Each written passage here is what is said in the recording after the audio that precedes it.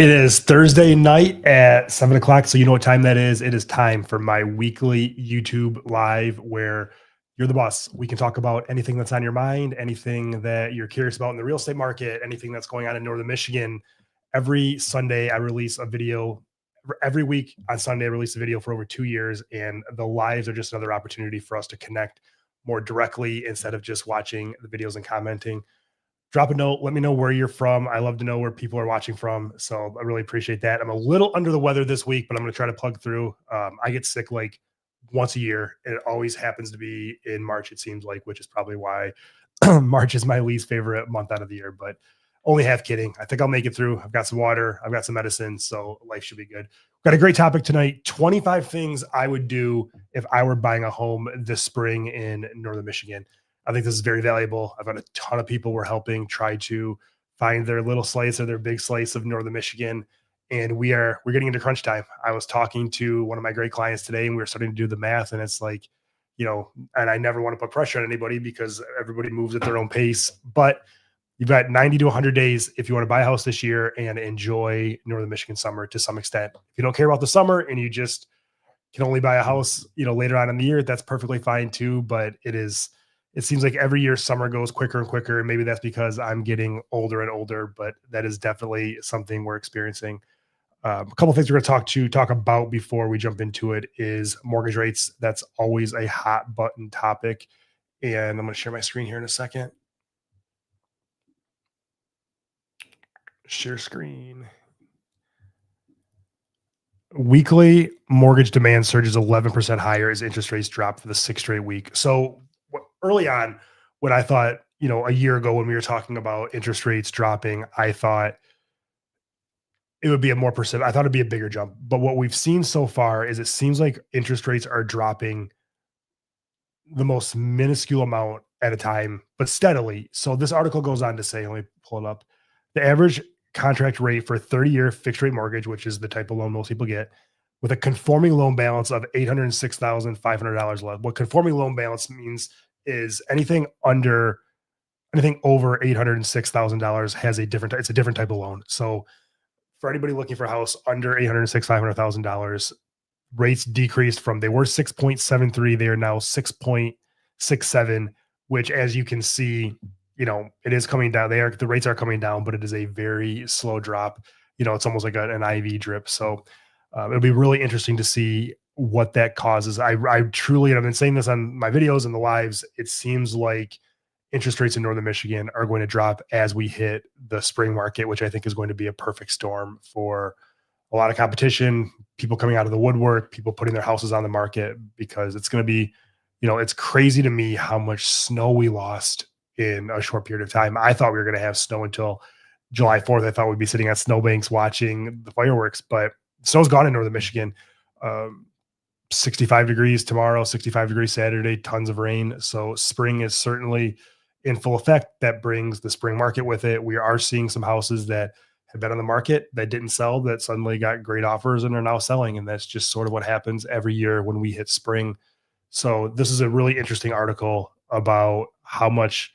So one of the lines that I like the most in this article is total mortgage applications rose 11.2% from week to week, meaning that is a pretty big jump. And for mortgage, let me remove this real quick. For there to be that much more mortgage demand in an environment where the rates are still fairly high and there's still limited inventory is a good sign that it feels like the roller coaster that is, real estate. Obviously, I'm partial in Northern Michigan because that's where I pay attention, but probably at a lot of places, it's like a roller coaster. It's starting to tick up and up and up. And we are just curious what's going to happen when that roller coaster cart gets to the top of the roller coaster and what happens next. So again, drop any of your questions in the comments. This is the time of year when I have a prediction that more people are going to start asking questions as we get into the dog days of spring and summer, as people ramp up their house searches, because we have so many people that, either casually looked over the winter or seriously looked over the winter, and it's easy to sort of buy time in the wintertime. And what we find is we sort of have the spring and fall are our two busiest seasons in Northern Michigan as far as selling houses. And they are almost identical to each other. Like they're almost like twins. People look in the winter, buy in the spring. People look in the summer, buy in the fall, because with kids and sports and vacations, summers get busy and people just don't get around to buying their house. And sometimes that means they typically buy in the fall. So keep in mind our busiest sales seasons are the spring and are the shoulder seasons, spring and fall. So again, a little under the weather, doing my best to push through. So bear with me. Let's get into it. 25 things I would do myself. I wrote these myself. 25 things I would do if I was buying a home this spring. And I hope that you find value in this. If you have any questions along the way, or if this reminds you of a question you thought about earlier, look, if you plan on coming to these lives every week, which a lot of you do, bring the questions with you. If you have, you run into something, you hear something on the news and you want to talk about it, I'm pretty well versed in what's going on in the real estate market. It seems like every day there's some big news with mortgages or tariffs, or from my perspective, there seems like there's been a lot of mergers with real estate brokerages. So it's definitely an interesting time in real estate. So again, drop your comments, let me know what's on your mind, and we'll have a great conversation. The first thing I would do if I were buying a home in anywhere, I'm going to say Northern Michigan, but I would do this regardless where I was buying. I would check my credit score. I can't tell you how many times I sent people to one of our great lenders and they come back and say, wow, there's something on my credit, or there was I co-signed for something I didn't know, or something. It doesn't happen all the time, but it happens often enough that I would check my credit score. Again, the first thing I would do is look for a real estate agent. We're already there. After that, I would have the real estate agent, and we're going to get to this, connect you with a local lender. But first, check your credit score. Credit Karma, there's tons of places online that you can check your credit score for free. After you've checked your credit score, these are going to go in order. After you've checked your credit score, pay down debt and avoid new credit lines. Now, there's a caveat to this one. When I talk to our lender, he often tells me saving cash can often be better than paying down, unless it's high rate debt and you just need to get rid of it anyways. If it's a 29% credit card, get rid of it. But it's better when you're buying a house to stack some cash for a number of reasons. First and foremost, banks look favorably on borrowers that have assets. Now, it might be better for you to have an extra 20 grand in the bank than to rush and pay your car off in an attempt to get more purchasing power. That's why when you build your home search team, that's why it matters to have a good lender on your side, because he will guide you as to the best way to, you know, allocate money, move money around, pay stuff off, save money. That way you make sure you're making the best decision for yourself. Then I would look at your monthly budget. If you're renting now, what are you currently paying? If you're living with family, what are you currently paying? What can you afford to pay? What are you comfortable paying? Is there anything you can trim? Look, buying a house is expensive, and oftentimes it costs a lot more money than you think it's going to. And there's a lot of, we always talk about obviously the mortgage, obviously the insurance, taxes, that sort of stuff. But there's a lot of things that come with buying a house besides that. Do you need furniture? Are you going to want to redecorate? Do you want to paint the house? Do you want to get new carpet? Do you want to be able to look at a house that needs new paint and carpet because you have the budget for it? I'm a huge fan of making fiscally responsible decisions when buying a house, and whether we like it or not, and the world is incredibly expensive today, having as much money saved up as possible is going to make your house search a lot easier. Now, if that's not possible, we'll figure it out. And that's again why we talk about this also a lot. I think people should start the home buying process much earlier, because if you start a year out, I don't think you need to run out and look at houses right away, but look at your budget, look at your cost, look at your expenses, and start saving money, because 10, 20, 30, 40, $50,000 extra, if you're able to save that over a course of a year, makes your home buying experience a lot easier, and also helps you take advantage of opportunities, which is always the best way to do it. Compare loan options and interest rates. There's multiple. This should say compare loan options and interest rates and terms. Do you want a 15-year, a 30-year, a 20-year? Do you want a fixed rate, which most people do? Do you want a variable rate? Do you want a jumbo loan? Do you want a conforming loan? What type of loan and what kind of interest rate comes with that? I've had some people that have been on the cusp of the conforming line, and they've actually been able to put enough down that gets them below the conforming, that allows them to open up a much better interest rate. So again, that's why it's super important to have a great lender who will guide you through that stuff and help you make the absolute best decision possible. After that, get pre-approved. Call the bank that you're going to work with. We have great recommendations, and just get pre-approved, because that piece of paper, that pre-approval letter, is your golden ticket, like Willy Wonka. It's going to get you into houses. It's going to get sellers to take realtors, sellers, everybody take you seriously. And that means with that pre-approval letter, that's the first key, not to be cheesy, but that is the first key that opens the door to homeownership for you. And we're in our market now. I don't know what it's like in other places. You can't submit an offer, certainly, but sometimes it's hard to even get into it showing if you don't have a pre-approval. So that pre-approval is key. And plus, you want to know what you can pay. You want to know what you can do. You want to know the answers to the test before you take the test. So make sure you get pre-approved and work with a local lender that will guide you to as to what works the absolute best for you. So again, my name is Gino D'Angelo. I'm a local Northern Michigan real estate agent. I come to you live every 7 p.m. every Thursday. I drop a brand new video every Sunday. I think it's 2 o'clock, 1 o'clock, somewhere around there. I'm usually on the chairlift, although probably not anymore. It mean the world to me if you joined this growing community by hitting that subscribe now button and ringing the bell. And that way you never miss a video. We've got a ton of great stuff coming and I don't want you to miss out. Study local trends. This is a big one. What I mean by studying local trends is find out what a price per, what price per square foot, which is a little bit tricky in Northern Michigan because we don't have a lot of cookie cutter houses, which makes it really tricky to find out, just value a house based on price per square foot. But what I mean by studying local market trends again is find out what are houses selling for. What did the house down the street sell for? What is the average house in Petoskey, Harbor Springs, Charlottesville, Boyne City, Gaylord, Traverse City selling for? And then that gives you a really good gauge. Know what's on the market. We get a lot of people that come obviously through this channel, through a lot of other ways. We get a ton of relocation buyers. And something that I always like to set them up on is a lot of agents, if you call an agent and say, I want to start looking at houses, they will set you up on a search and you're looking at houses. What I like to do for our buyers is even send them a list, put the criteria into our MLS and send them a list of what is sold. That way, which I think is more important because you want to see which one of these houses would I have bought? Which one of these houses sold for a price that I would have paid for it? And it's also a really good way because look, anybody, and this is, I think, value that a good realtor adds, or any realtor can do this, but not all of them think about it. And I think this is a value add for working with a realtor during this process. If you go on Zillow, you can find out very easily what's for sale. You can still do it, but it's a little harder to find out what has sold. And I do think that finding out what has sold is almost as important as what hasn't sold. Because let's face it, you want to know what your money gets you. Finding out sold comps is a great way to do that. You want to know what a house is going to appraise for.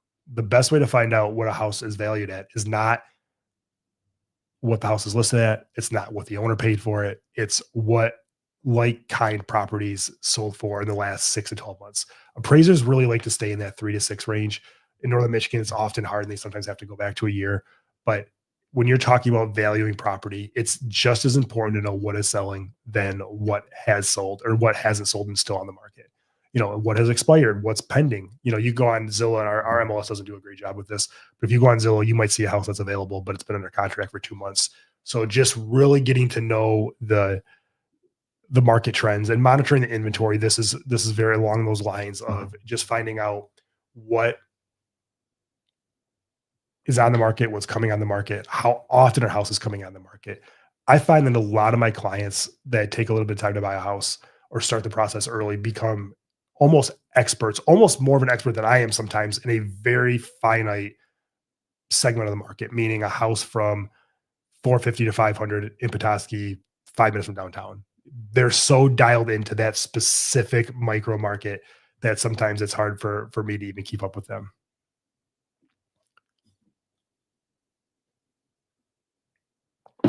Understand the seasonal buying trends. I mentioned this earlier in the webcast. There are more houses on the market in the spring and fall than there are in the winter and the summer. Now there's more in the summer than there are in the winter, but I would say spring and fall are the best times for inventory, which, hey, we're getting into the spring. The winter, now look, this is the seasonal trend. The winters, not all winters are created equal because the last few winters, the market has just chugged along. And I'm still torn whether the market was a little bit slower this winter because of interest rates. Was it because of politics, something politically? Or was it just we had a ton of snow? I just saw an article that when I was doing some research for some interesting stuff to talk to you guys about tonight, I saw an article that said some places had 3 times as much snow as they normally have. And that just made I had a lot of buyers that were actively looking for houses that just found it incredibly hard just to come here to look at houses because of our weather conditions. So that is definitely something to consider if buying a house in Northern Michigan. I would talk to a local real estate agent. In fact, I would probably talk to myself. I'm only half kidding. If I were buying a house that was not in Northern Michigan, the first thing I would do is I'd look online, I'd find a realtor with great reviews, and I would say, connect me to your team. Who's your favorite banker? Who's going to give me the best service? What areas should I consider? Really lean on them and tell them as much about you as about the house you want to buy. Because one of the questions I often have for my clients is, what do you like to do? Where do you like to live? Where are you going to work? Where do you want your kids to go to school? Because those things matter when you're talking about buying a house almost equally as much as the type of house you want to buy. Meaning, if you want to buy, a 3 bed, excuse me, 3 bed, 2 bath ranch, that's important. But knowing that you want to be close to the hospital is also important. And those are just definitely things to consider.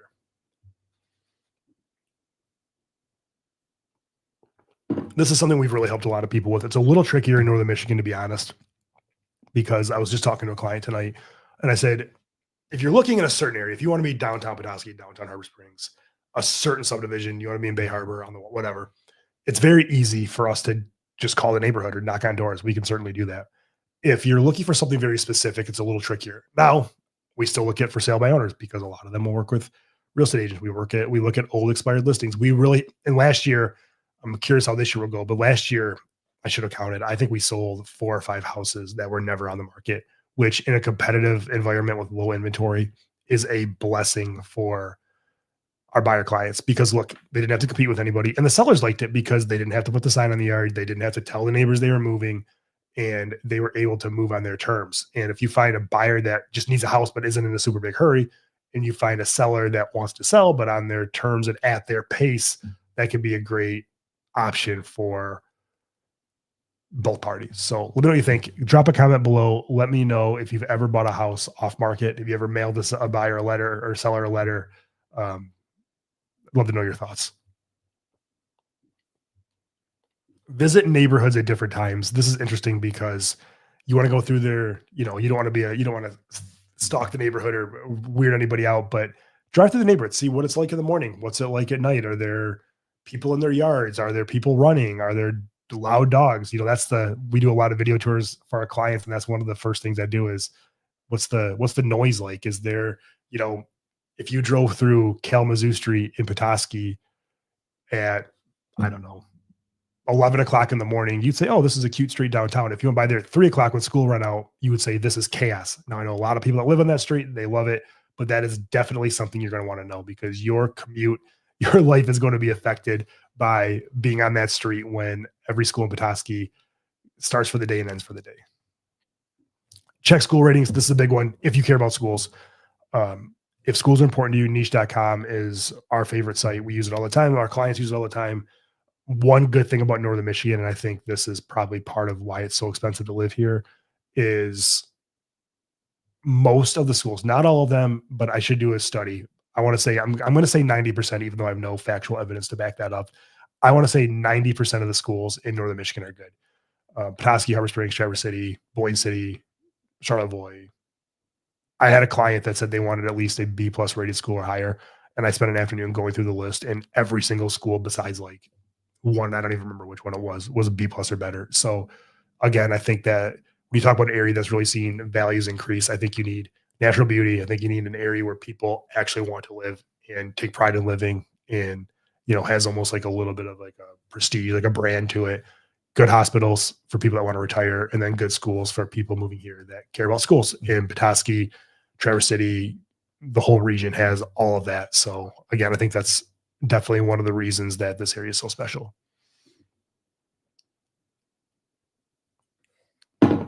Look into property taxes and HOA fees. This is a big one. Not only HOA fees, but what they cover. Obviously, the HOA bylaws and the property taxes. The question you should not ask your agent what the current property taxes are because it's irrelevant to you. You should ask them what they're going to be. So what I typically do is I look at, because there's not really a great formula for figuring out what the property taxes are going to be in Michigan. This is just something we deal with a lot.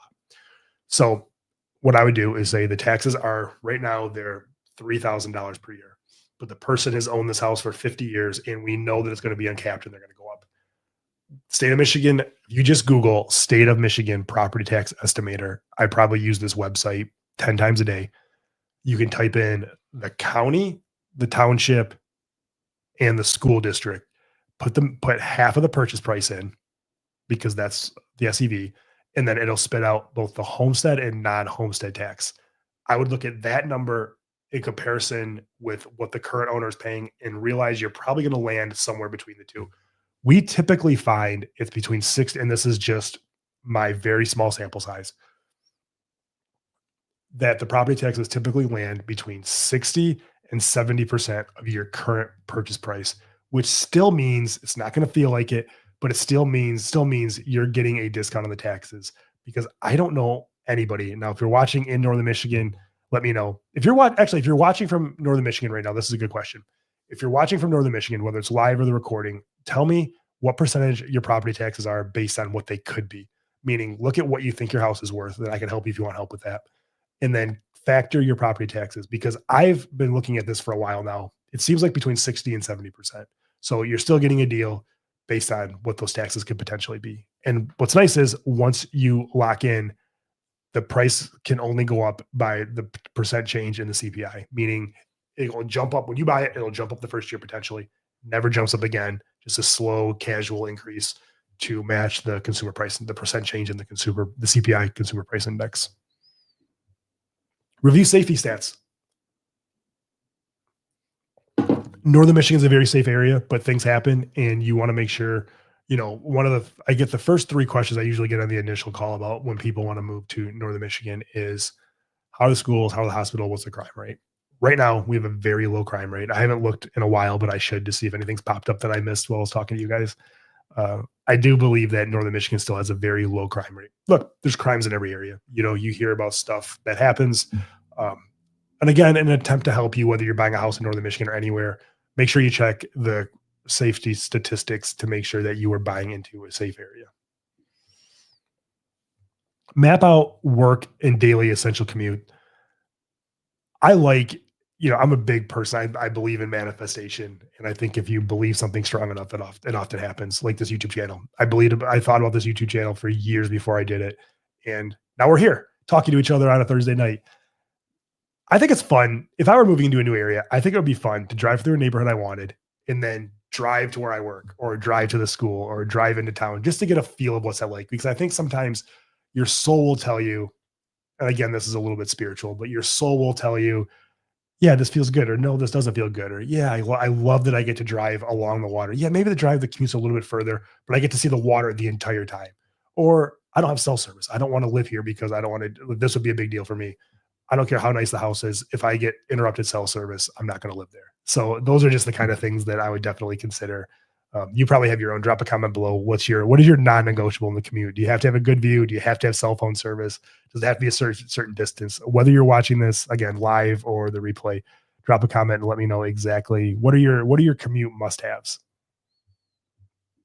Speaking of must-haves versus nice to have, my job is to get you all of your must-haves. If it has to have 3 bedrooms, I'm not going to try to sell you a 2-bedroom house.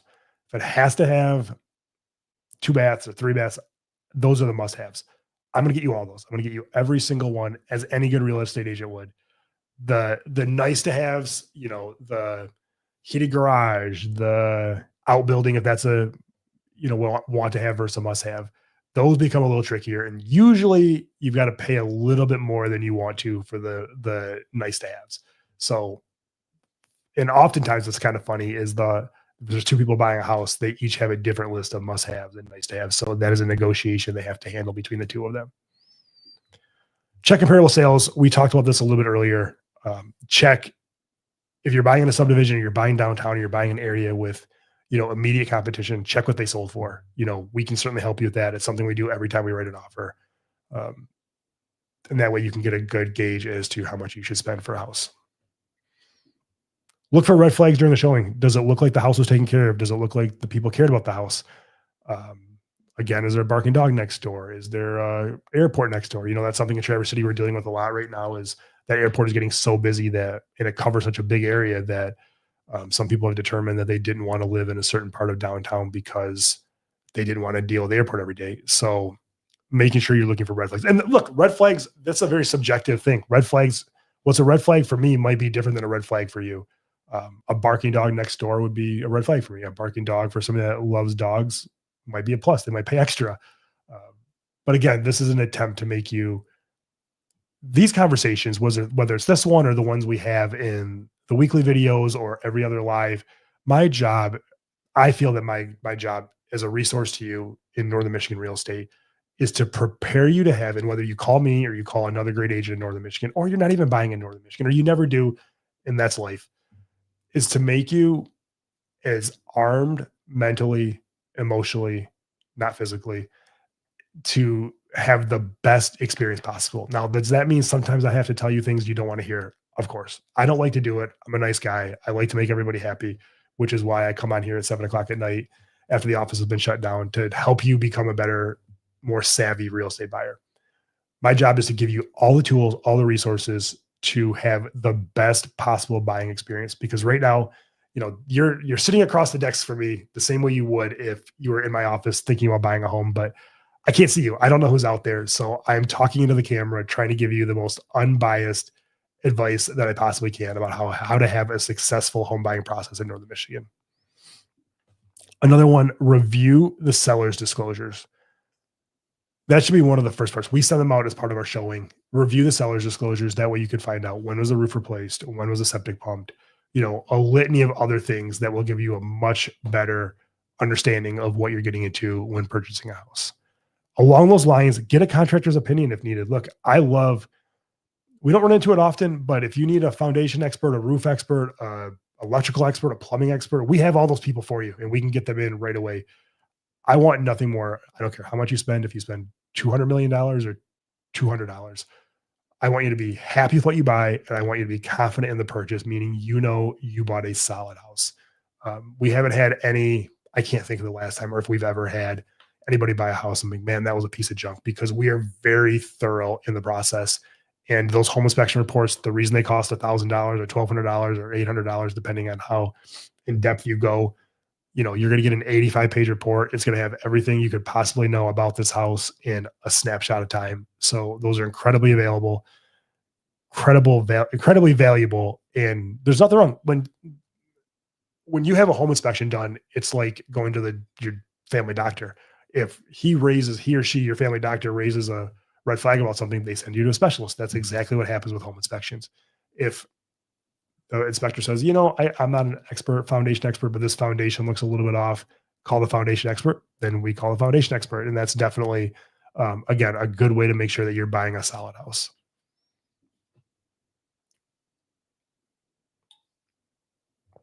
Estimate closing costs and moving expenses. Are you going to move yourself? Are you going to get I'd be asking, am I going to move myself? Am I going to try to get some friends to do it? Am I going to hire a moving company? Now, I would personally hire a moving company because that's what I did the last time I moved, and I actually was surprised how inexpensive it was. Now, I haven't moved in a while. Maybe the price has gone up. I haven't had too many of my clients complain about it, but make sure you know what your closing costs are going to be and what your moving expenses are going to be, because that is a great way to sort of put the icing on the cake or the cherry on top of the ice cream about what it's going to cost you to move into a house. Keep saving through down payment. That's what I would do. I think having money saved does a couple of things. I would go out of my way to save as much money as I can for my down payment, because there's so many positives. One, the more you put down, obviously the lower your monthly payment's going to be. Having money in the bank is an asset to the bank. They might give you a better rate. Having extra money means, look, if you don't use it all, buy furniture, keep saving it. I just think as we go through life, and especially buying a house, I often tell my clients buying a house is one of those times that you want to have as much money as possible. And 5, 10, 15, $20,000 is a lot of money until you try to buy a house in Northern Michigan, and that money goes quickly. So having as much extra money as possible, these are the things that I would do. Look, it's gonna be a short one tonight. I'm not feeling super great, but I'm happy to talk to you. Drop a comment. Did any of these surprise you? Is there anything else you'd like to talk about? If you were buying a house today, or you've bought a house, or this is a great question, whether you're watching the recording or this live with us tonight, If you've bought a house or you're thinking about buying a house, what is something that you would have to do? If it's something you didn't do when you bought a house last time, maybe you skipped the home inspection and wish you wouldn't have, or you didn't save enough money, or you saved too much money, or you're more conservative. What are stand here for a couple more minutes to let you guys answer this. What are a couple of things you would have done differently, or what's something that you think others should know about buying a house?